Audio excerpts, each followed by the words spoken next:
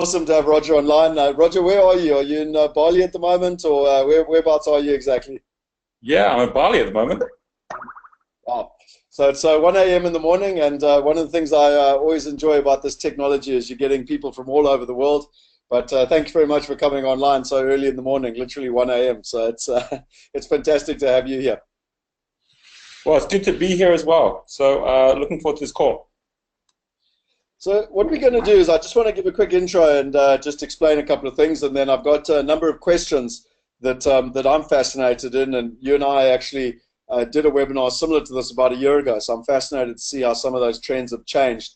But something I'm probably more excited about is that, I had the privilege of coming out to your, entrepreneur resort in Bali, well, a couple of times actually, and more than 2 years ago we spoke about your vision and your dream of opening up entrepreneur resorts around the world and ultimately allowing people to participate. And you were the one that got me onto crowdfunding right in the start. So, but I'll get onto that all a little bit later. But if people really want to, we're going to share with you tonight something that's never been done before, and it really is quite exciting. Just a little bit about Roger. I think if you don't know who he is, I would highly recommend reading this book, The Millionaire Master Plan. You can get it on Audible and buy it online. And really, for me, the journey started back in 2010. I was actually invited to present at one of Roger's events, and I kind of went along as a speaker, I suppose you would call it that, and was so intrigued by what I learned. And really, it was all based on this framework, which was the wealth dynamics framework. And for anyone that wants to be an entrepreneur, most people will be in the environment where they think to themselves, they've got to be able to do it all. And most people don't really realize what they need to do, and most importantly, they don't understand what their formula is. And I remember sitting there, and there were two memories that I'll never ever get out of my head. One was Roger going through these 8 different profiles, and very specifically, there's no right and there's no wrong to which profile you actually are. But when you understand what profile you actually are, it makes your life so much easier. And the second thing I'll never forget is that Roger then took his business card and said that anyone that's a creator, which is this person up the top, should tear up their business card if their name says CEO on it. And I still haven't quite figured that one out because I'm 7 years later. My name still says CEO on it. So got to somehow figure that one out. But I've never ever forgotten that comment that you had. And just a couple of things that I think are relevant to people is that when I first understood this, I started my first business in 2004. Before that, I had a number of kind of property development opportunities, but a proper business in 2004 with actual staff and people. And I worked really, really hard, and we had a team, not a huge team. I think we probably got to no more than 15 people, but it felt like you were trying to do everything. And for me, what was really interesting is that we tended to have people that could do stuff, but weren't necessarily at another level in terms of management and leadership. And I remember when I sat there in that venue back in 2010, and Roger explained this whole thing, and I'm not going to go into detail tonight, but there's 8 profiles, and what I love about it is it's really easy. You've got a creator, which is Richard Branson. You've got a star, that's Oprah Winfrey. You've got a supporter, that is Jack Welch, one of the best CEOs of the 20th century. You've got a deal maker, Donald Trump.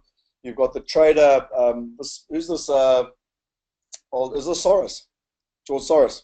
We've got Warren Buffett, the accumulator. We've got Mittal, the steel guy, and we've got the Facebook, genius in terms of the mechanic. Now, I would highly, highly recommend that you go and do some research on this. If you're an entrepreneur and or a budding entrepreneur, this will really make a big difference in your life. And there were 3 major things that happened to me.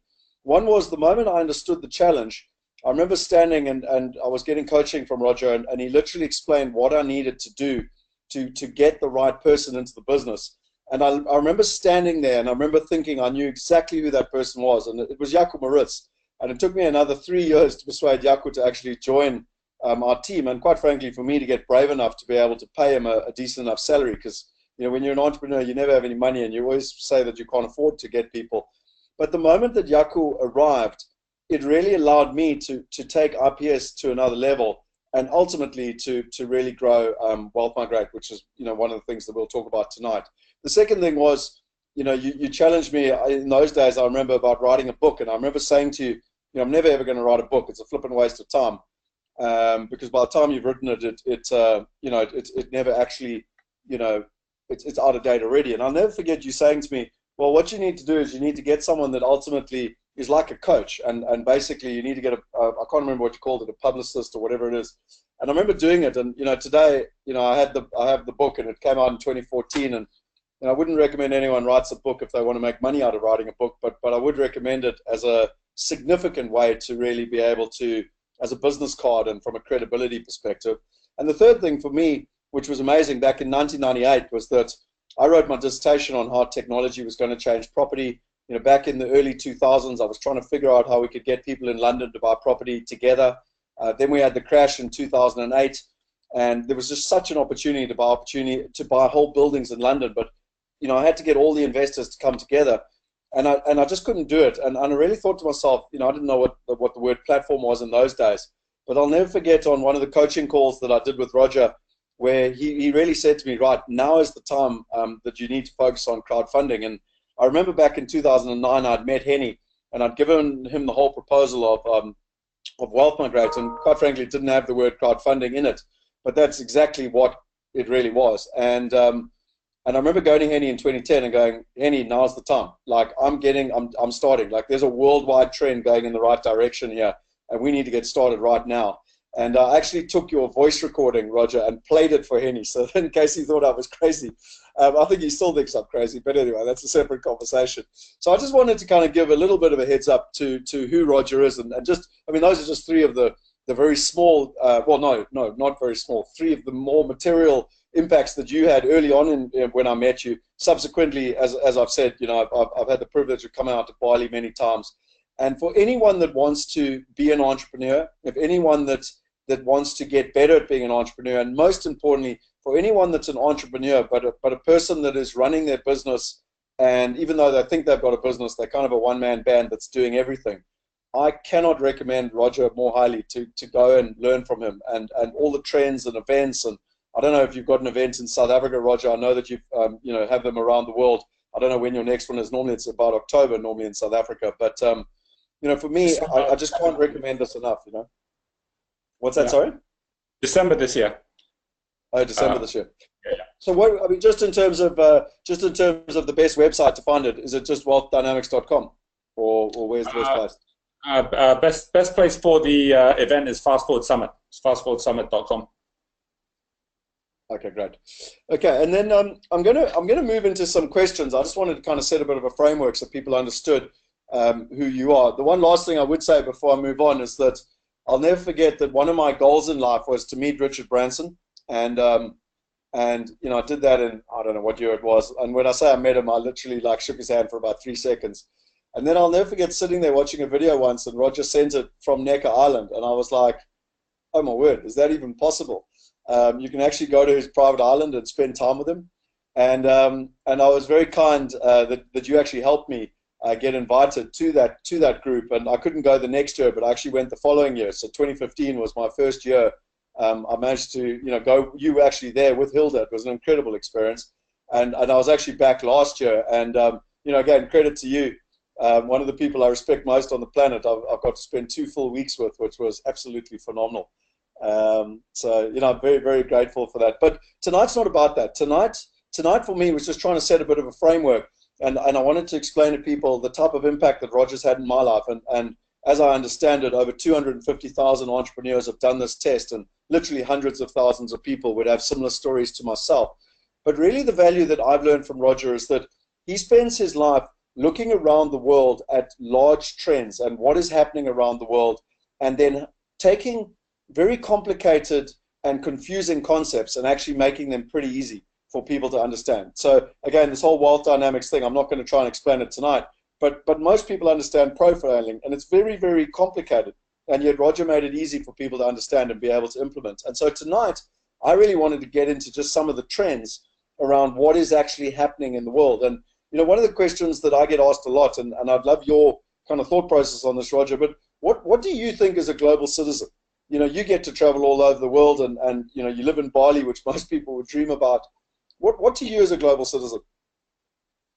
To me, a global citizen is someone who can work from anywhere and who can learn from everywhere. And so it's a really important thing that there's got to be that ability, not just to see the whole world as your home, which can only happen if you've actually got the financial freedom and the travel freedom and time freedom to be able to really go anywhere, but you've also got a global mindset, because I think there's a lot of people that actually, create their wealth in a particular country, but they still feel locked into that country because it's far more than just what your assets are or what your means are to be able to actually think globally. I mean, if you don't have the means to think globally, it's actually very difficult to do it because you can't even visit other countries. But if you do have the means to do it, it doesn't mean you're a global citizen, because if you're not actually having a global mindset, you can be traveling around the world, as we see a lot of nations do, and not actually supporting people in other countries as well. When you do, then you can be someone who can travel to Africa, someone travels to India, travels to parts around the world where you can see that you can be of value, or even travel to America and see you can be of value as well. So for me, that's what a global citizen is someone who can work from anywhere and learns from everywhere. How did you? I mean, you've got a very interesting history. If I remember rightly, born in Hong Kong, studied at Cambridge University in England, and obviously have had business in Singapore and now live in Bali, and obviously now you've got businesses, around the world. What was your journey? What if you could give someone kind of one key, what would it be in terms of to making that shift to being a global citizen? I have parents that can't sit still. my parents basically moved every couple of years, so I was kind of lucky. I think how you are brought up, you see a lot of people who do travel around with their families, and that makes life a lot easier. If you don't have that, and that you haven't had the opportunity to do that because you've been in one country most of your life, then it is getting around a group of people that are thinking in that way, because it's impossible to just go out and try and do it on your own, but you have to surround yourself with the right environment, the right community to be part of it. So if you're not part of a community, then become part of one. I mean, that's what you've done, right? I mean, it's like you connected with people overseas into other groups, and then that gives you an unfair advantage. It allows you to bring other ideas from other countries, like the way you're bringing crowdfunding into South Africa. It allows you to be one step ahead. And I see traveling very much like time traveling, because when you go to a place like America, America's ahead of a place like South Africa in some areas, but South Africa is also ahead of some other places around the world, which includes America when it comes to thinking differently about resources, for example. Whereas if you go to China, then you're going to be actually coming from the future about other areas, like, for example, scale, right? Like, China has a whole different sense of scale compared to America even. So understanding that, you suddenly realize, wow, you can actually it's actually easier today to start a global business than it is to start a local one. So if you're around the right people that get that and understand that, then you can see those trends and you can see those opportunities far more easily. It's interesting, just before we move on to the next question, a personal story there. And I actually did an interview with her 2 weeks ago. People want me to share that with her. But it's a young lady by the name of, she's 27 years old, Kate, who's a South African, but her and her boyfriend wanted to go and experience overseas. So they took an opportunity with Wealth Migrate to move to our Shanghai office. And it's just amazing how she's changed in a year. I mean, exactly what you're talking about. She's gone from being a local South African to being that proverbial global citizen. And I mean, China blows me away every single time I go there. And I'll be quite honest, I'm quite envious of them, being in that environment and literally, learning it on a day-to-day basis. So it's actually exactly what you say. I think if anyone is young enough or certainly can move, being able to live in foreign countries is one of the best things you can ever do. Just in terms of the next question, if you look, and one of the things that I've enjoyed most, and just for people to understand, the Fast Forward Your events that Roger does a world tour on is the biggest trends that are happening around the world. And it's really, really important. If you want to be successful in life, you've got to understand the big trends. You can't be trying to sell Volkswagens and get in the best sales coach and the best marketing coach and figure out that Volkswagens are still not working. You've really got to be able to follow the big trends. But I know you've got a whole seminar that I would highly recommend that people go to in terms of fast forward. But what are just some of the top trends that you're seeing that are going to change people's lives, in the short to medium term? Yeah, I mean, I'll just give three real quick ones, which would be relevant to everyone watching, because I know many who are watching are interested in investments, obviously interested in property crowdfunding. So these are three which really link to that. The first one is and this is not about the obvious thing people are hearing about around automation or artificial intelligence or all these other things. You'll hear the buzzwords. I want to talk about the trends about how it impacts us personally. So the first one is this shift that's happened in our own in our own intellect or our own IQ, where we went from this idea of being book smart, which means it's all about your academic knowledge, to street smart, which really happened maybe about 25 years ago when entrepreneurs started showing up, where it became really clear that just going out and getting a degree does not mean you're going to be successful, but actually getting out there and having experience is what makes the difference. And we're actually seeing this massive shift right now, going from street smart to silicon smart, because street smart means that you go out and get the experience, but you can go out and get experience today, which includes in something like property investing, and you'll be beaten by some 20-year-old tomorrow simply because they actually have a better grasp of technology, of data, of understanding how to see to customer habits, where to find tenants, where to get investment in a totally different, understanding Bitcoin like in a totally different way, and so it doesn't even matter if you actually think you know how to go about doing something, you'll be out of date straight away. So that's a really, really important thing. It doesn't mean everyone has to be silicon smart. It means you have to have a team that's silicon smart. So you have to have the right people on the team that actually can use technology in a way that actually makes you much smarter than if you're just trying to figure it out for yourself. So that's the number one, which is really important. And obviously, getting into a network, whether it's Migrate, whether it's other networks that are using data, is super important. There's a second part, which I think is really important, which is this massive shift. So that, first of all, what does that mean? That means there's this massive shift in the workforce. The people who aren't doing that, they end up out of jobs, they end up fearful about not having any money. The ones who understand that are the ones who can keep on multiplying again and again because it's a different world we live in. The second one is the revolution and disruption, not in the workforce, but in education itself. And the second one I think is really important, is the speed and the acceleration of certain groups within society to be learning at an exponential rate. So this is something called learning networks, and it's brand new, but everyone can kind of see it happen. So for example, if you look at something like YouTube and you look at kids skateboarding, right? Perfect example of where you take how much did kids who are skateboarding innovate over the last 30 or 40 years? Not so much. And then suddenly in the last couple of years it's gone exponential. Take something like kite surfing. It's the same thing, right? It's like only so much happens and suddenly the technology, everything takes off. And the reason is because everyone's sharing all the very latest best practices with each other on video. So if someone does a new trick, if someone has a new idea, then everyone gets that new idea at the same time, and then you build on it, as opposed to everyone trying to learn on their own. So this idea of a learning network where you're actually able to find the very best learning, very different from a social network, which is where you get the biggest conversation. Here's where you get the biggest learning. So, where social conversations or social networks create lots of noise, learning networks creates huge amounts of progress.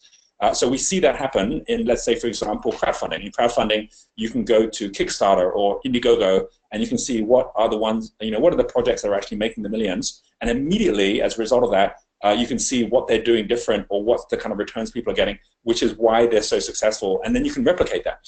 The same is now happening within entrepreneurship. It's happening with our network, with what we do in GeniusU. It's what you're doing right now with like webinars and so on. Everyone gets the top knowledge at the same time. Then they can apply it. And then they can then go and share, here's what we did and how we did. And that's super important. The ones who aren't part of those exponential networks, like if you're sitting in a class waiting for the teacher to teach you, you'll be out of date before you know it, right? So we've gone from the teaching teacher to the leading learner.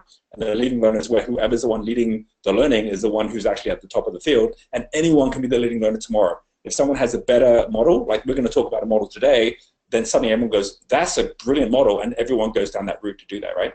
So that's the second one, and I want to share a third one. I'll just real quick, because the third one is about assets themselves and liquidity, and the link between the growth in liquidity and also at the same time the reduction in risk at an exponential rate that's currently taking place at the next level of asset class after companies, right? So if you go back to the 1980s, there was this massive shift where we could suddenly invest in any company on any stock exchange anywhere in the world, right? And when that happened, then suddenly everybody realized that you didn't have to have a broker, you didn't have to go and understand the whole company and get all the legals. You can go directly straight into the trading exchange. It's where companies, straight away like E-Trade started taking off. It's when Bloomberg took off, and suddenly, as long as you had that data, as long as you had the right information, as long as you had like $1,000 to go into something, you could then invest in Apple, you could invest in Sony. That's now happening within property. The same thing's happening. So for example, today the fastest growing property company in the world is WeWork. It's basically a co-working company. It's gone from $0 to $20 billion within a matter of years.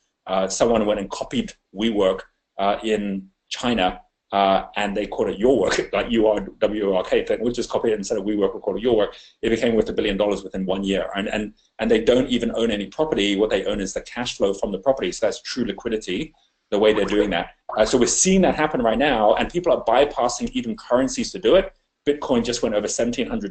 Bitcoin 4 days ago became worth more than gold for 1 Bitcoin to 1 ounce of gold. It's now basically just gone up by another $200. And that's because there's this demand from people to have liquidity in a very different way, which isn't, basically restricted by borders or restricted by countries. So we're seeing that. The most valuable private company in the world outside of Uber is Airbnb. Airbnb is a property company which doesn't own any property. So it's the same basic concept, which is that if you own the actual cash flow, you don't have to own the asset, and you can actually at the same time be worth far more than the asset value. And that's something that a lot of people who are in property, a lot of people who are investing the slow way don't understand how that works or why that works. That comes right back to the first two. Make sure that you're silicon smart, make sure that you're in a learning network where you're understanding these things, because you will be left behind otherwise. Well, look, I mean, that's just one thing. I had the privilege of coming to Tau at the end of last year, and we were going to show people about that just now. But you were talking a lot about these different trends, and I mean, even around that asset and liquidity and everything. I mean, it was absolutely fascinating, and I highly recommend people, dive deeper into this. Just for, you spoke about learning networks. This is Genius U for people that want to go in and be part of effectively a learning network where they can go and learn from others and share, etc. So this is one of the creations that Roger and their team have been behind. Just tell us a little bit about this, Roger, before I move on, because I think it's just important if you just give a précis as to what this is. So the way that this works is, for example, if you click Scott on up on the top of the dashboard where you've got your name there, when you go to something like Facebook, you'll see that the one next to the dashboard, you've got your name, Scott. Just click on Scott in your profile, right? So what's really important is that if you oh, maybe you haven't even done it yet. Actually, you got your question. It's okay. Click on your name instead of your photo, right? Because this should take you to your profile. If you have completed some of the parts in your profile, you'll find that you actually know what your genius is, what your purpose is. You'll find what your who your connections are within business. So this is like an entrepreneur network. So here, for example, it shows you you're a creator, which means that basically, you're like a Richard Branson. When you then click on that, you can see all the other people who are the same as you. So you can find the right people to actually build your team with. You can find the right people to align with. And so it's effectively an entrepreneur network where everyone learns from each other. And if you see on the right-hand side where it says the suggested part up the top, the menu at the top, if you actually click on any one of those are all circles that are linked to United Nations global goals, which means that basically if you're saying, like, well, my purpose is quality education, or my purpose, there's 17 global goals that United Nations are saying are the biggest global challenges, and they've set those goals, and entrepreneurs are now reorganizing themselves together to connect to them. So here you can actually find entrepreneurs all over the world. We have about 600,000 entrepreneurs on here. We have about 1,000 new entrepreneurs a day who are joining it, and then you can connect with others around the world, learn collectively together. So it is a learning network, and at the same time you're then actually able to connect opportunities together as well. And we're going to link this entire network together with Wealth Migrate, so people can see their dashboard on Wealth Migrate alongside their dashboard on Genius U of the people they know and the people that they want to work with. It's really exciting. I mean, when you talk about these learning networks, it's I must admit, I've got to be careful of the time, because whenever I talk to you, I can talk for hours. But just a quick question. Why do you live in Bali? A lot of people, it's interesting because you're sitting in Bali and I'm sitting in Knysna right now, two places that most people would say it's not possible to run a global business from, and yet both of us do it. Why do you live in Bali? The number one reason is environment. And what I mean by environment is that we as human beings are not actually meant to be stuck in a box all day. And I think anyone who actually has an experience of walking through a park or taking time out and getting in nature just realizes how much it changes your state of mind. It's actually very difficult to get stressed in nature. I guess unless you're walking through a safari with a lion looking at you, but actually when it comes to nature generally, it actually allows you to get into far more flow. So what I find, and this had a lot more to do not just with me, but our entire family, I find that when you're with the people you love in an environment which actually brings out the best in you, what it allows you to do also in terms of your quality of thinking, in terms of your dreams, your ability to get on well with people, all of those different things. You don't get road rage when you're sitting on a beach, right? So understanding that we really are the product of our environment, then choose the right environments which allows you to be like that is why we're actually now rolling out beach clubs and resorts around the world for entrepreneurs. Is because when we see entrepreneurs get connected to an environment which actually brings out the best in them, what they can then do in terms of their leadership qualities, in terms of their innovation for their business is off the charts compared to them trying to figure it all out when they're stuck in the city. So that's really the big reason why, and it's always going to be that way, because I found that again and again. Very few people, if they go into paradise, ever want to go back. The only reason in the past that people would go into paradise and then say this is just a 2-week holiday is connectivity. I mean, there was just no easy way to get connected to their office, and they had to go back to the office to find out what's happening. But we live in a world today where the internet and all the tools and systems that we have actually make it easier for you to be able to separate yourself from your day-to-day activity and busyness and actually do a better job looking after your business from a distance than if you're actually sitting in the office every day with all the disruption and all the distraction that happens. Well, I mean, to that point, I was playing soccer on the beach with my son an hour and a half ago, and we got there by boat and are back in time, showered and ready for the webinar. So it's amazing.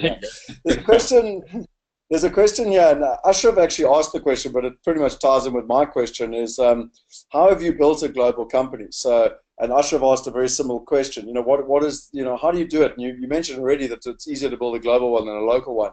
But, what are kind of one or two of the tips that you've done to be able to do it? Well, I mean, you mentioned Richard Branson earlier. I really like what Richard Branson says when he's asked that same question, right? It's like, what is the trick or what's the formula, given that he's done it many, many times with different companies? What's the formula you follow? And he basically says, well, there's 3 things.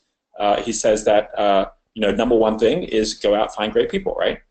Second thing is equip them with all the tools that will allow them to succeed, right? And the third one is get out of the way. That's it, just those 3 things. And it's so true. It's so simple, but it's so true. It definitely starts with the people. You can have all the best systems in the world, the best idea in the world, but if you don't have the best team or the right team, it's not going to work. And if you're able to attract the right people, and how do you attract the right people? It isn't by paying them the most money. It's by having the biggest vision, one that they can co-create with. But if you actually then have that and you have a purpose-driven enterprise that people really want to work with, and you attract the right people, then make sure that they don't end up falling over because you are thinking too small, or you're not giving them the right systems, or you're not giving them the right resources to succeed. Make sure all those things are in place, and then absolutely get out of the way.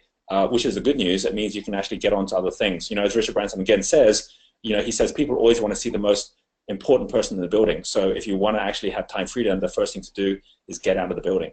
And I think that's really important as well, is that whole aspect of actually allowing people to get on with the job that you've actually got them in for. It's easier said than done. But if you're committed to that process, then you find out the ways how to do it, and you find the people that already know it, and they can mentor you to help you on the way as well. He did. I heard him, give that advice in 2015 when you and I were there. And when I came back in 2016, I added a 4th one that he probably said it, I just didn't hear it. But there's a big difference between delegation and where you just kind of drop someone in the deep end and they drown. And he said also create feedback loops to be able to listen, Yeah, that's right. Yeah, absolutely. And I think that's really important as well, that rhythm. For example, with all our teams and all of our different companies, we have a weekly rhythm, a monthly rhythm, and it makes life very easy that everyone just knows when they can check in. People aren't disturbing each other all the time, and we can really see all our metrics, everything online very easily as well. So we have dashboards for everything. You'll be laughing at me, but Michiel and I were having a meeting yesterday, and I was reminding him of how you taught us to do dashboards just yesterday. So how do you manage risk within this changing environment? It probably leads in with what you just said.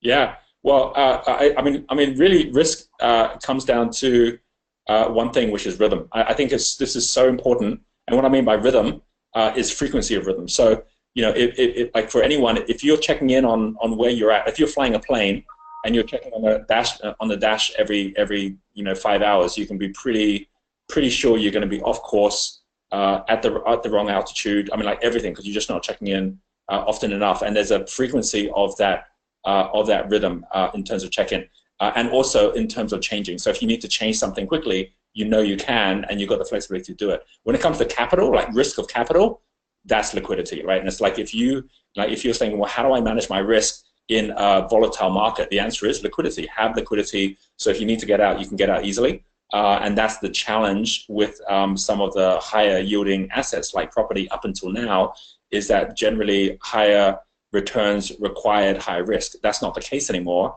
You can get higher returns with very low risk simply because you're able to share in returns with much higher liquidity and much lower quantum, right? Which basically, is the whole principle is don't risk more than you can afford to lose and don't risk for a longer period of time than you can afford to keep it there for. Yep, no, 100%. So if we look, in terms of, this is probably one, and these it's almost like you intuitively are answering these questions. This book has recently come out from Tony Robbins, and he talks a lot about kind of what wealthy people do, and there's a lot of really great strategies in there that I would recommend people read, but one of them is diversification. But for you, what distinguishes wealthy people from the rest in terms of the people you've met? I think it's really important for people to get to the core of capital and understanding how wealth relates to capital. So, and the reason I say that is because, we've gone through this massive 100-year cycle of what I call the capitalization of democracy. A lot of people think that, democratic countries and capitalist countries are the same thing. They're not, but they are linked in that democracy is your ability and your freedom to choose. Capital is your ability to value your future, right? So when you capitalize a business or when you capitalize a property, it's someone saying, I'm buying the future cash flows of that. So effectively you're saying, I'm not just taking a bucket from the river, I own the river now. And so there's a value to that river because I get all the buckets out of it. So that's a really important notion, is that capital is your future value. Now, the reason that that's really important is because there's 3 different types of capital. And if you think about this like an iceberg, the 2 most important types of capital are the ones that wealthy people focus at, whereas poor people tend to focus at the 3rd type. The 3rd type is financial capital. So believe it or not, poor people or people that do not have a wealthy mindset actually worry much more about money than wealthy people do.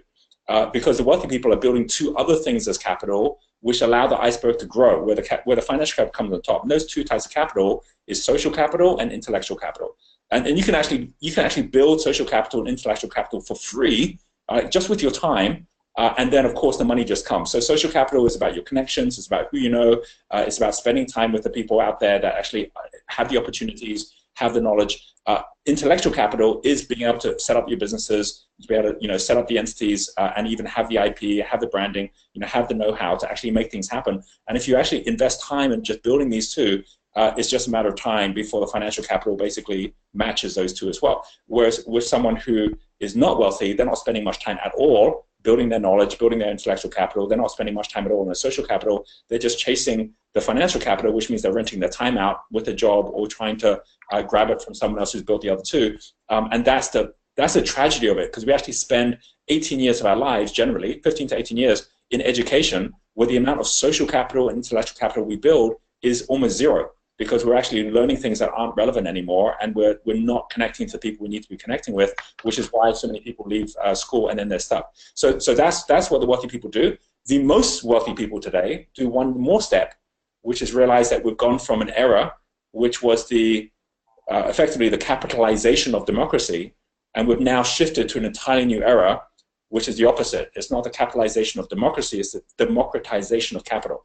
That's a big word, but it's really important. The democratization of capital is when you realize that the value of that building or the value of that property or the value of that company can now be democratized across multiple people, which means that you don't have that same need to own the whole thing anymore. It's like Uber with cars.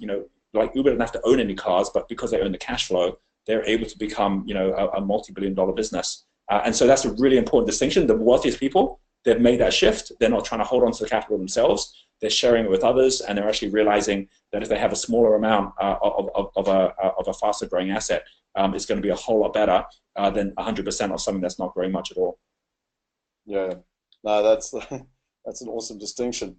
When you look at it, what is the most important thing? And I think maybe I can skip this one because you've actually answered it from a global citizen perspective, but really, it's what you said about being able to learn globally. But if you would say there's one thing that's the most important thing to be, have that global mindset?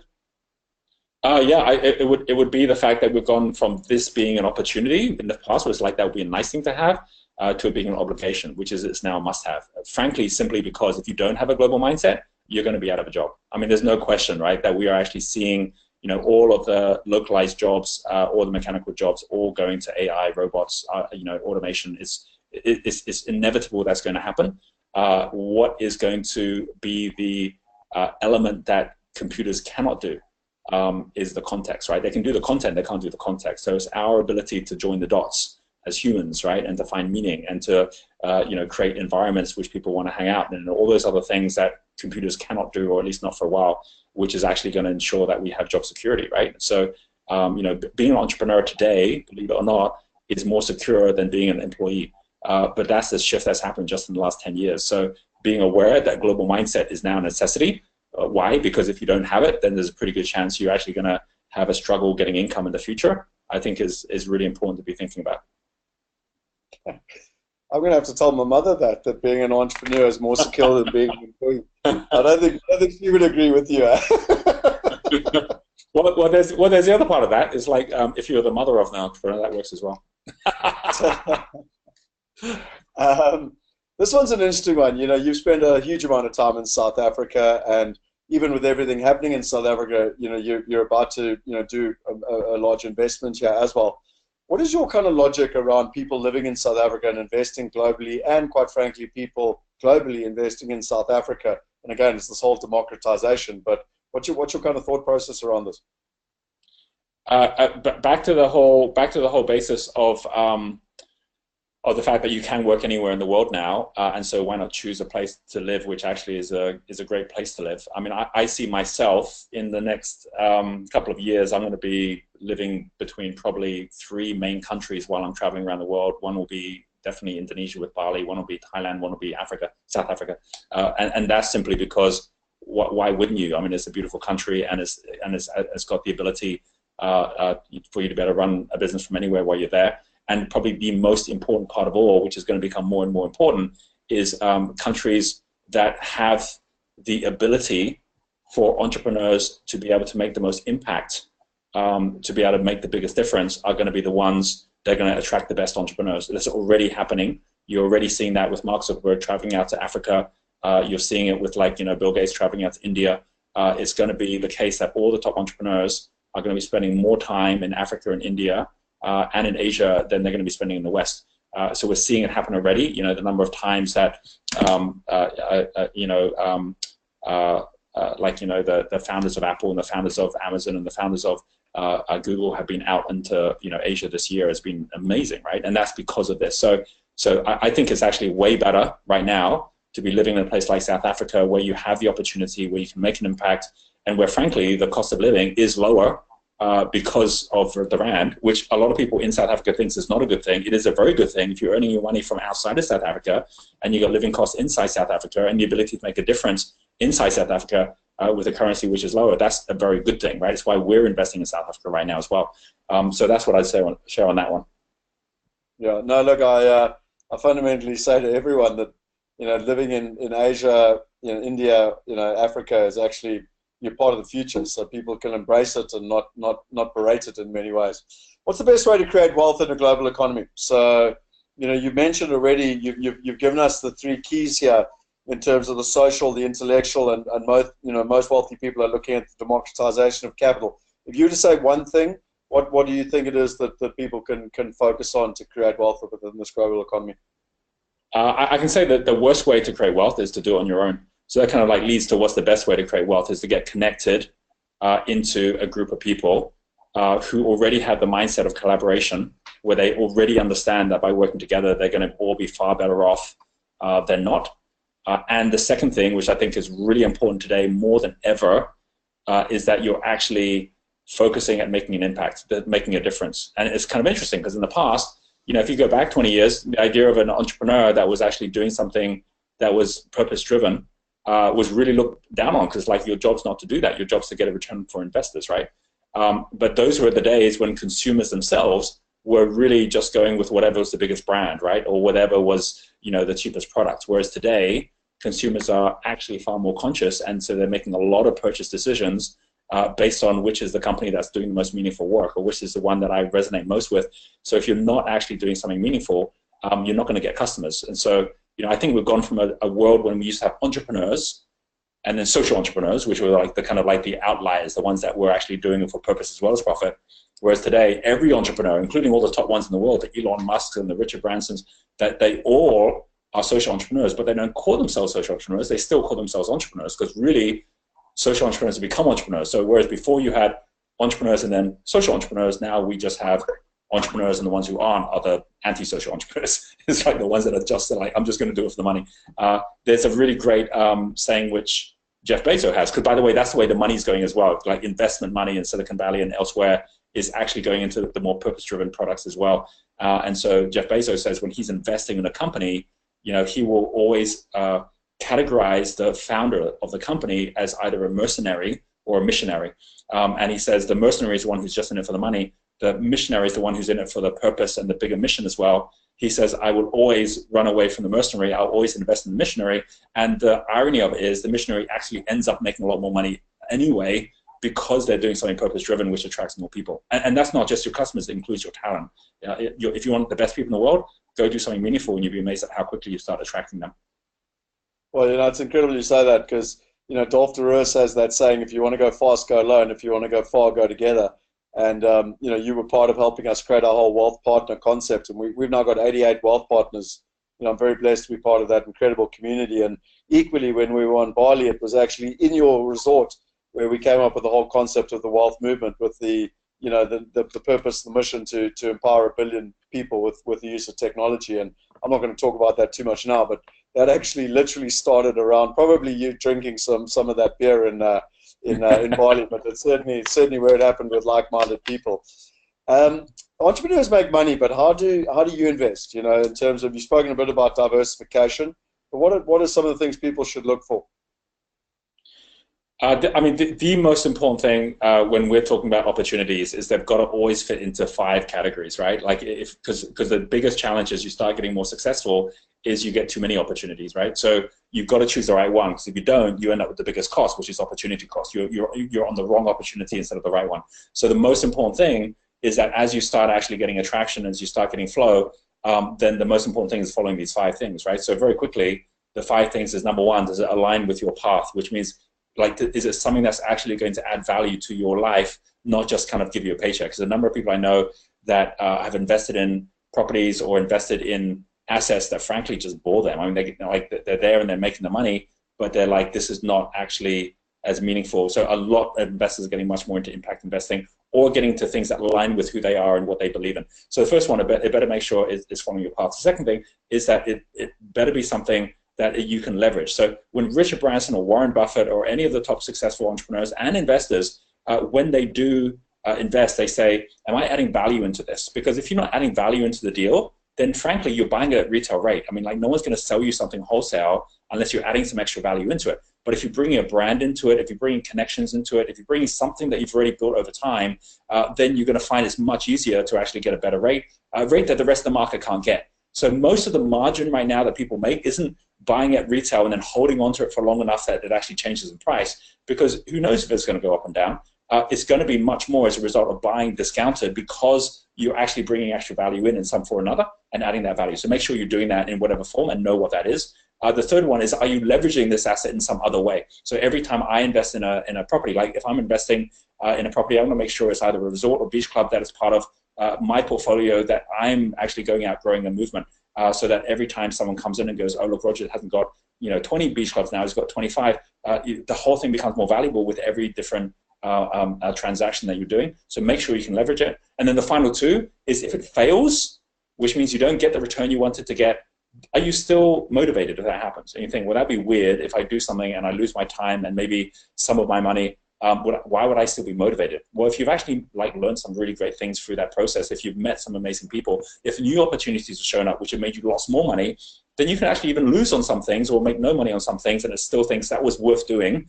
And that includes starting businesses. People have started businesses which failed, but they say, I'm really happy I did that because it gave me this great knowledge moving forward. But you can figure that out before you start by saying, right, if I go into this and 1 year later it isn't exactly what I wanted, is it still something of real value to me or not, that I would still be motivated to do the investment? If not, don't do it. or else you'll be living in regret because half the time it's not going to go the way you want it to.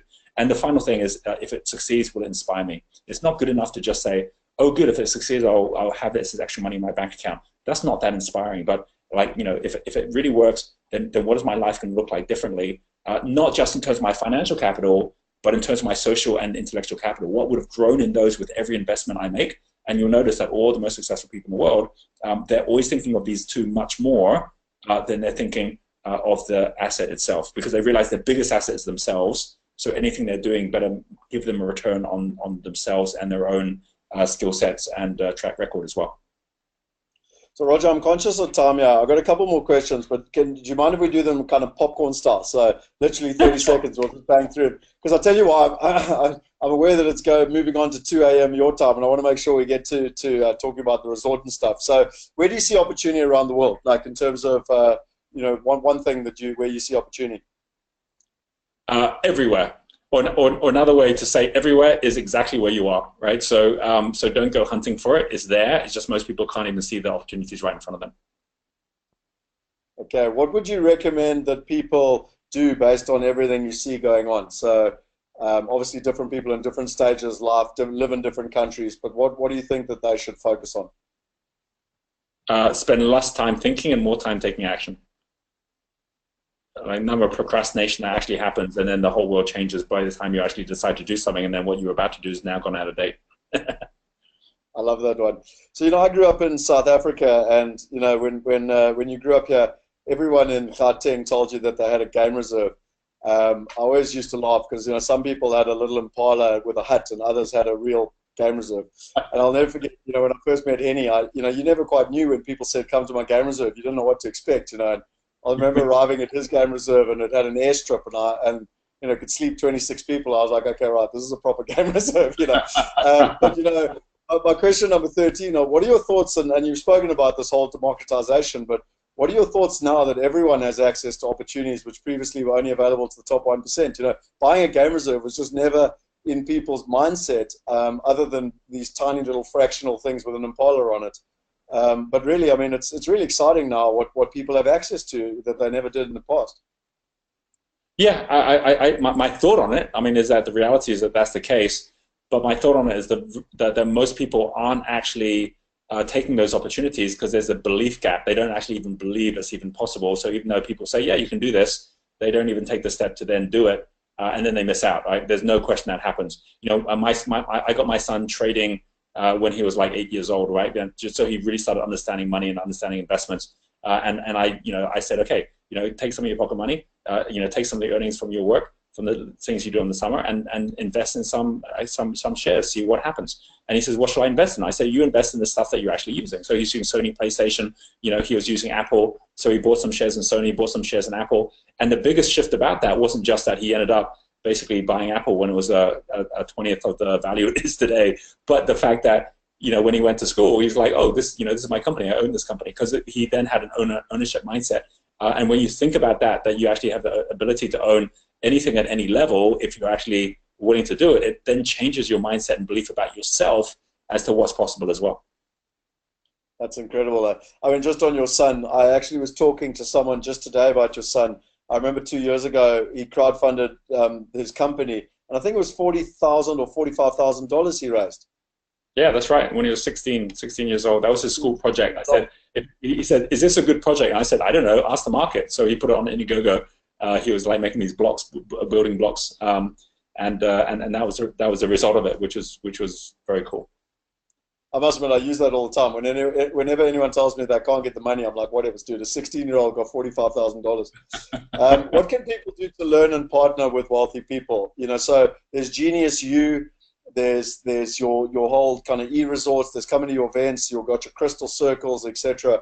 But what can people do more to learn and partner with? And by wealthy, I don't necessarily mean people with money. I mean wealthy in mindset.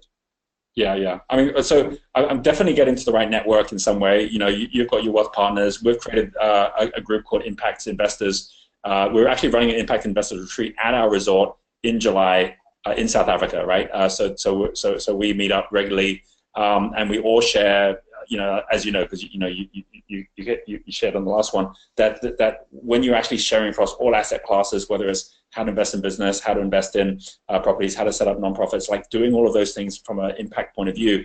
It's amazing the kind of people that show up, because people who actually have money are searching for that already. They're trying to figure out, like, what's a way to do this smarter and a way to do this in a more meaningful way as well. So find groups like that, join those groups, so that you're not trying to figure it out for yourself. Yeah, I must admit, I would highly recommend it. I really enjoyed that that couple of days in Tau. So the last question: where do you see the future of business and investing in 10 years? So what, 2017? So that's 2027 plus minus. We're going to live in a very, very different world. I think at that time, digital currencies are going to be the main means of exchange. I think that all of the regulations that we have at the moment will disappear with the likes of blockchain, and the fact that trust will be fully distributed. So we're not seeing that our ability to grow is only as good as our relationship with our bank manager. I mean, that's all going to disappear. Banks and governments themselves, I think, will look very, very different from what they look like right now. So the most important thing you can invest in today is your own education, because by just being able to understand how to surf those waves, expect everything to change, because it will. We'll have a very different education system in 10 years. We'll have a very different even connectivity. We won't have mobile phones most likely. It's all going to be via, augmented reality or virtual reality, and just the whole world will be very, very different from what it is today. And that means that the competitiveness of people who are going to be able to actually flow their money into any asset anywhere will be at the speed of the zeros and ones, right? And because of that, understanding and being on the front of the wave is going to be more important than ever.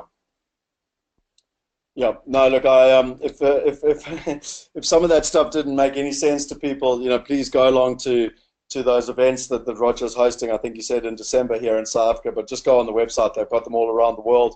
I'm actually doing something. We've got a guy, Willem van der Post, later this month also, that's talking around some of those technologies, and really, it's really important that people understand them, because they're going to have a material impact on everyone's life. So I wanted to kind of get to the property side, and it's interesting because 2 years ago I was there in Bali, and you were helping me, coaching me with the business and how to set it up and how to be global, and even in the crowdfunding space.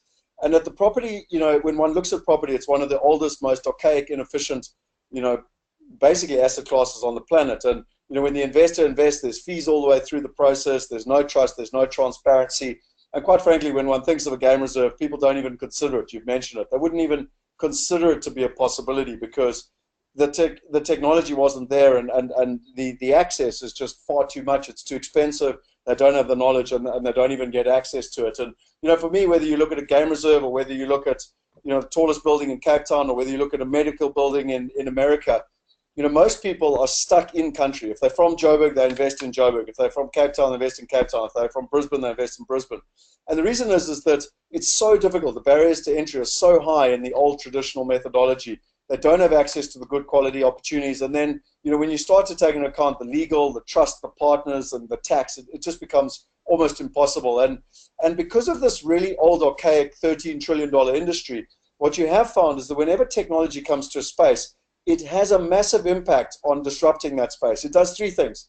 It cuts the costs, it cuts out the middleman, and it increases the trust, the transparency, and the accessibility. And so you can see there's a whole bunch of platforms that are around the world, but what they've done is that they focus just in one area for one market and one population. And right from the start, Roger's helped me build Wealth Migrate and be part of the whole process. And we've always thought globally. I'll never forget, even when I was in America, and we were thinking, we want to be in America more. And Roger was, go to China, go to China, go be the Alibaba, stop trying to be the eBay and the Amazon, and we did back in 2016. And really, we asked ourselves, how do we make global real estate easy? And what's being done now is that what used to take weeks, years, literally for people, now they can do it in a couple of minutes. They can sit there, they can focus on creating true global wealth, they can focus on quality partners, the best opportunities, things like even tonight, what we're talking about. This was never available even a year ago. And the best part for me is that people can truly now participate with as little as $1,000. And even in South Africa now, it can be as little as 1,000 Rand. In the past, it was all about hassles and management issues and complex global tax structures. But now they can just focus on the best returns in the global market. And I think what's really important is that if I just show people here very quickly, because I'm a big believer that it's easy to put nice PowerPoints together. But if I just log in quickly into the platform here, And you'll literally, sorry, just give me 2 seconds here. I'm just going to log in for you.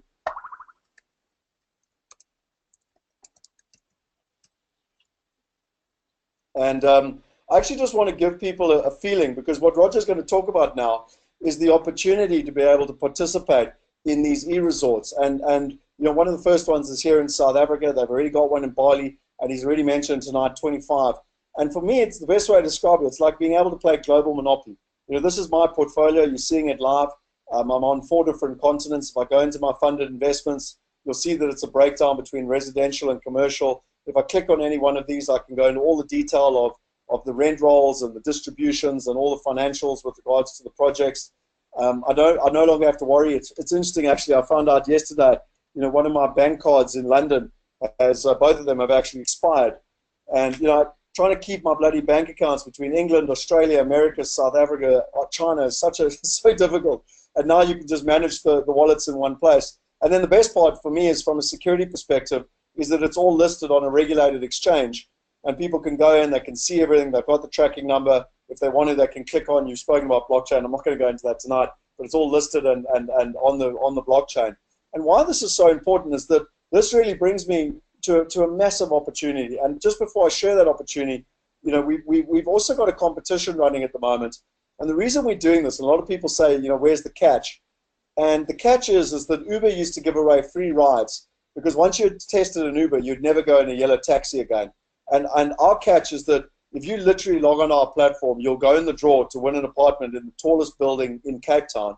And equally, if you share it with your friends, you get extra draws on every single one. So what Roger's about to share with you, there's huge incentive just to go on the platform, even just to be able to get in the draw. But the thing that I'm super excited about is that we spoke literally 2 years ago, where I remember Roger sharing the vision. He had Bali.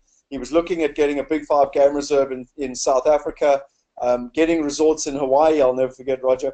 And, you know, some people often think that people like yourself are creators, quite frankly, but also futurists. It's all pipe dreams and it's never going to happen. And I admit that there are many people out there in the world that do a lot of talking. But, you know, I got invited in November to come and actually see this. And this was the very first, my understanding was your very first impact investors gathering. Was that not right? That's right, yeah. You know, it was really, really dry. It was right in the middle of summer. And I literally, you know, got to spend, I think there were, I can't remember the number, but 20, 25 people. And it was absolutely phenomenal. People from all over the world had flown in: Australia, Asia, England, America. I think there was an American. I mean, this was my room. You know, this was the waterhole right outside my room, which, you know, it's very, very dry at the time, but also it meant all the animals came here. I literally sat on my balcony and literally looked at, I mean, this was the morning, the rhinos coming down to drink and play in the mud. And I'm actually showing you not kind of professional photographs, because these are literally photos I took off my cell phone. Yeah, the elephants are, these are the resorts here. This was a panoramic. We were out for a drive. That's actually the resort there, all around the waterhole. And you know, this was the sunset. We were just having literally sundowners. This was the crew, so maybe not 25, probably 15 maybe, where we went out in 2 game vehicles. And it just, the most incredible, I mean, for me, I've never seen so many elephants in all my life. I can't remember. I've got videos that I can share with people if they want. I mean, this was literally so this is the resort here. You can see the resort huts around the water pool and all these elephants and everything else. And that's a crocodile. We were playing a game. Sandra was making us play games to have silly selfies with wild animals, if you remember.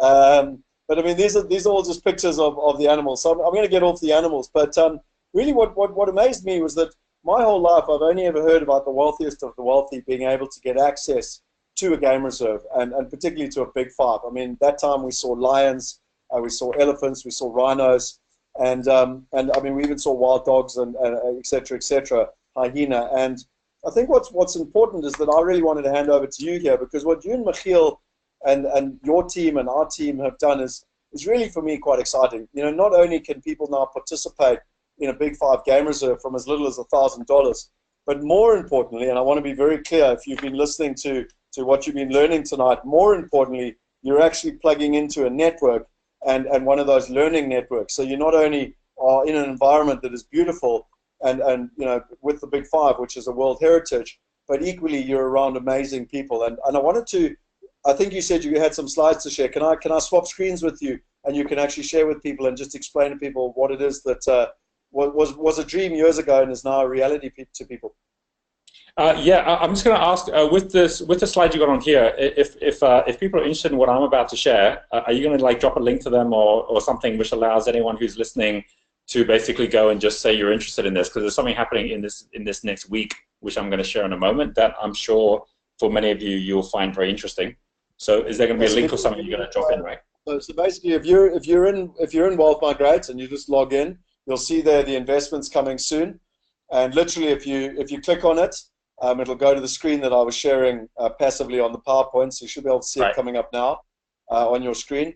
And what Roger is talking about is that you can literally click on this add to watch list, which means that you'll go in the, effectively, A, you'll be updated, and B, you'll be in the queue, if you want to call it that, because if there's more demand than there is supply, then it really is first come, first serve in terms of, that's the way we do it from a watch list perspective. So again, just to confirm, I'll put the link in. It's just wealthmigrate.com. You go in, you look for the entrepreneur resorts, this picture of the elephants, and you can click on the watch list right here.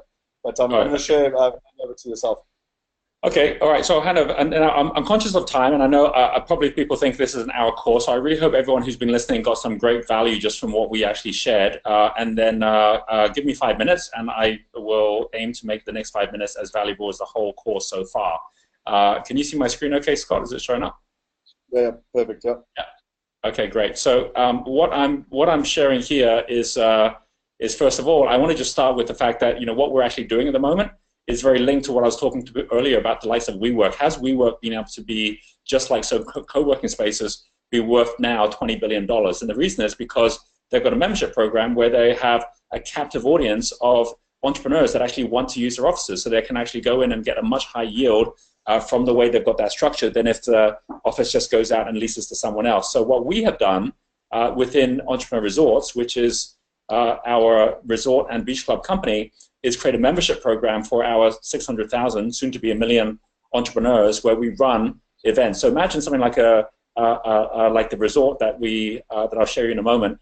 You're always going to have seasonality, right? That's just the way that game lodges work. Whereas with us, we can actually be running events all through the year with our entrepreneurs, where they're actually running incubators and so on. Similarly, with our beach club, we do exactly the same thing, where we actually have co-working on the beach club, as well as co-working tends to be busy outside of lunch and dinner, whereas beach clubs tend to be busy at lunch and dinner. So you put the two together, you get a far, far better program. So what we're doing is we're basically creating liquidity by bringing together a whole group of resorts and beach clubs, and we are listing the company. We've got an IPO that happens next week. It's listing on the Tropex Stock Exchange in Seychelles.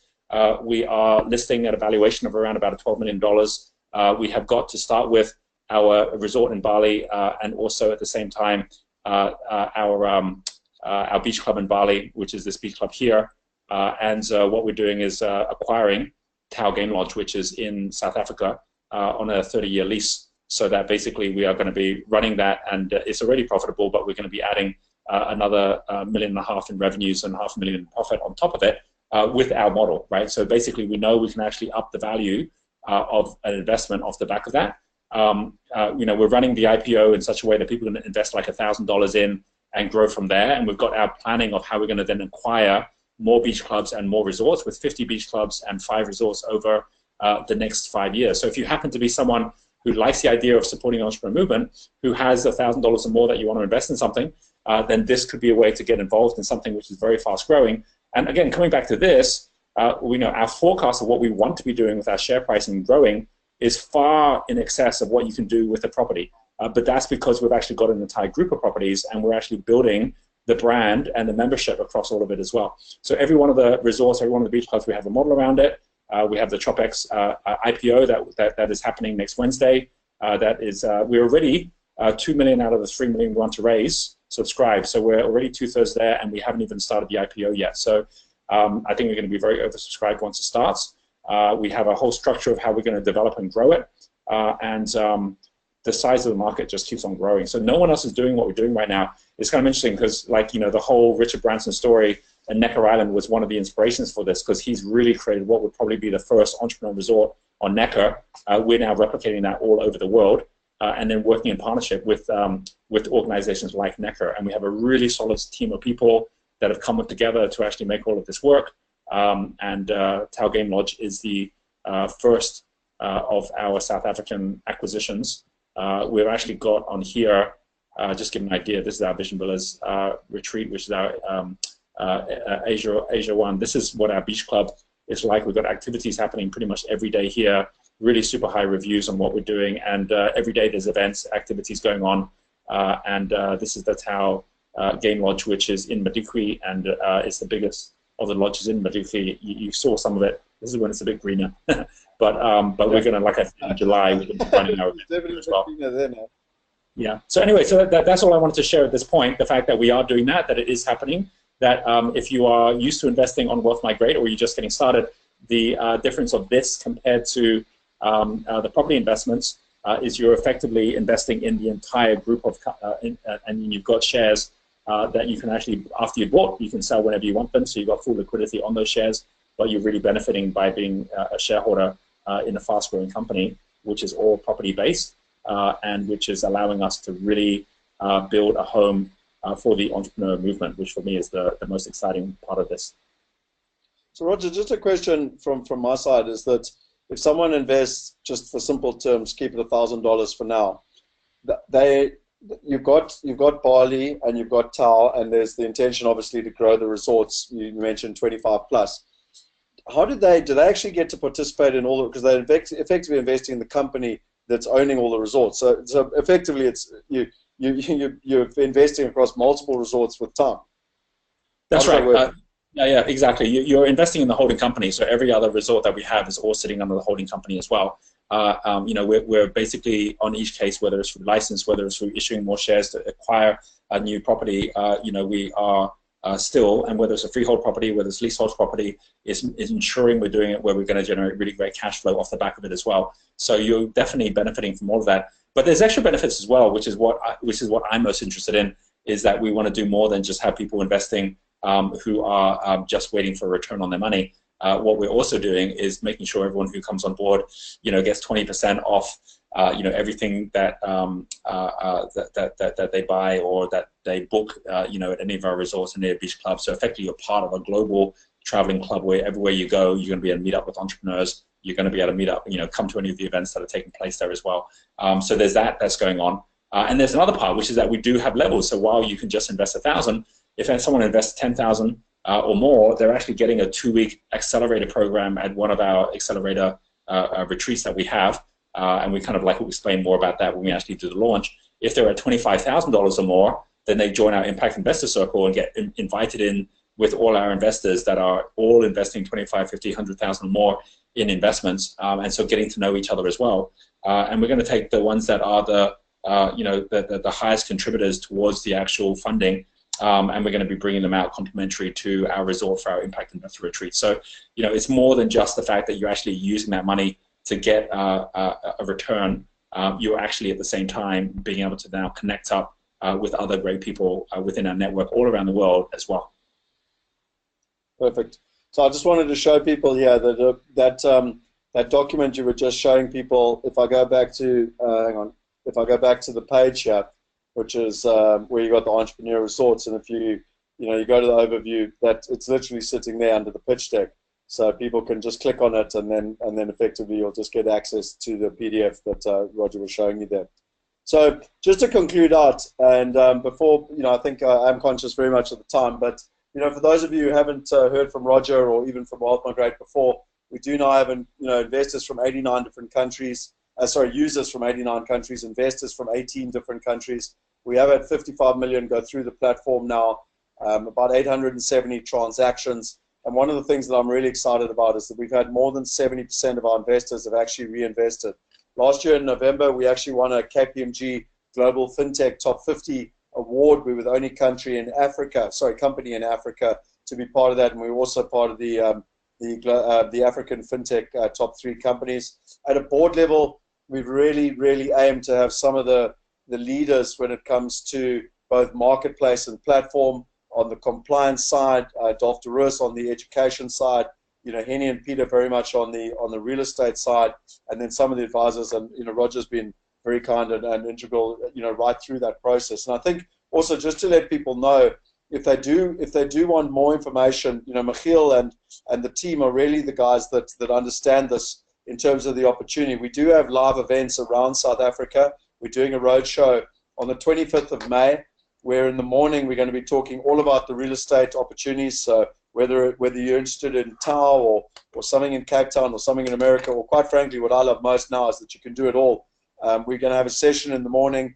In the afternoon, we're going to be looking at technology and how it's disrupting the $13 trillion real estate industry. We've got a guest speaker there, Willem van der Post, that was the Deloitte's partner that really headed up the whole exponential technology space. And then for our wealth partners, we've got a dinner, an exclusive dinner in the evening. And so in Joburg, that's on the 25th of May. In KZN, it's on the 30th of May. And in Cape Town, it's on the 1st of June. So I'd really recommend that if people want more information, if they really want to sit down with some of our team guys and be able to understand it, we can really go through it. And then we've got a whole wealth partner weekend on the 23rd to the 26th of June. We'll be going into this, and you actually spoke about the noughts and ones earlier, Roger, around how this whole 60s of disruption, makes such an impact, and why people can now invest in entrepreneurial resorts, as an example, from as little as $1,000. And really, for me, the next steps for everyone online is go online and register tonight. You literally go in the draw to win the apartment, and equally go and get on that watch list for this entrepreneur resorts. I know that Roger has been reaching out to his community. Obviously I was there back in even November, and while they've been getting this process, getting it set up. But when is the IPO due to go live? I know it's next week, Roger, but do we have an actual date? Yeah, it looks like it's going to be Wednesday that it'll be going live. So at that point, and I think anyone who goes in now and says they're interested, they'll be notified at that point as well. Great. So guys, go online. You'll get access to all these other things in terms of just white papers and my book and opportunities. But I really think from my perspective, I really wanted to just say to people, get started on your investment journey. And one of the things that I'm so excited with what Roger's doing with the whole entrepreneur network that they've got, and the Genius U and this impact investors, is that really tying together entrepreneurship and lifestyle and real estate investment is truly exciting. And it really allows people to have that global mindset and that global citizenship that we spoke about. I ask you the question, what business are you in today? Where are you going to be in 3 years? Where are you going to be in 10 years? And what innovation, what is innovation doing in your life, in your investing, and in your business? And when tonight is very much part of two things. Not only is there the entrepreneurship network that Roger's talking about, but equally the ability to participate in the underlying real estate deals. And so, really Roger has helped us over the last 7 years really digitize what was ostensibly a property company. And my question to all of you is, how are you digitizing your life? How are you proofing your life? And this entrepreneur resorts, for me, is a fantastic way to get into that community. And for us, in terms of what we're trying to do with the platform, is to allow you the ability to do this smart investing, but literally, from your pocket, giving access to absolutely everyone. $1,000 is not a lot of money now to be able to participate in a global IPO that is globally going to be real estate resorts all over the world. But what I love most is tying together like-minded entrepreneurs. And so that's all from my side. There are just a couple of questions here, Roger, if you don't mind, just for 5 minutes quickly, just to answer them quickly. So, boom, boom, boom, boom. So Tony Shea says, being a global citizen surely means more immigration and tax authority red tape, especially in the light of money laundering and terrorism. Globalization also seems to be reversing. What are your thoughts in this regard? Are you not viewed by authorities with suspicion when entering and investing in different countries? It's an interesting question. The answer is no. I don't think you'll find anyone who's actually globally traveling who has that challenge in terms of suspicion. So I can't answer it more than that. I mean, give it a go. You'll find you don't have people in other countries who are suspicious. If you've got partners in different countries, there's no one in South Africa suspicious about us coming in and buying the lease on the. I mean, in fact, people are happy that we're coming in and investing. So it's all about your mindset on how you're looking at it. Yeah, I must admit, I started investing internationally at 22. It was the best thing I ever did. So I highly recommend it. Bradley said something here which is pretty interesting. He says, "Can't believe my eyes. I've been going to Tau Game Reserve, Madikwe, religiously 3 times a year without fail since 1997. My father actually tried to buy Tau prior to moving to and beyond, and it was sold to an Australian. I'm in." So yeah, Bradley's got value out of tonight. Amanda, who is in Switzerland, is saying, "Incredible, thank you to you both." And George says, "I'd be interested in hearing more about these global resorts." So George, please go online and you can actually click on the on the watch list, and also that whole document is actually there in terms of reading all about it and everything else. And obviously, once the IPO, it's quite hard to release information pre-IPO for obvious reasons. Once the IPO is done, then we can, I can't speak, it's so like populated with actually the numbers and everything else. You'll notice there's not too many returns, etc., because it's only legally allowed to do that once it actually IPOs in terms of where we're actually at. So there's a lot of people saying they're in. So fantastic, Roger. I think you've got a whole new group of people that are participating. I'm certainly in. I've been to Tau. I've been to Bali. I've been part of your ecosystem, or your movement, as you call it, since 2010, and it's been one of the most valuable things that's ever happened to me in my life. And guys, I can't recommend it more highly. I've personally spoken a few times at some of Roger's events with no endorsement or any upside for me, but purely actually just to thank Roger for the tremendous impact that he's had in my life, and subsequently, quite frankly, in all of your lives, because otherwise we wouldn't have Wealth Migrate. So, but yeah, so I highly recommend it. And really, for me, now that you can participate with as little as $1,000, there's really not a lot of risk for people to join. And I'm sure, knowing Roger and knowing kind of how we worked at Wealth Migrate, it'll also be far more valuable for the first 100 people that are involved than one day when there's 1,000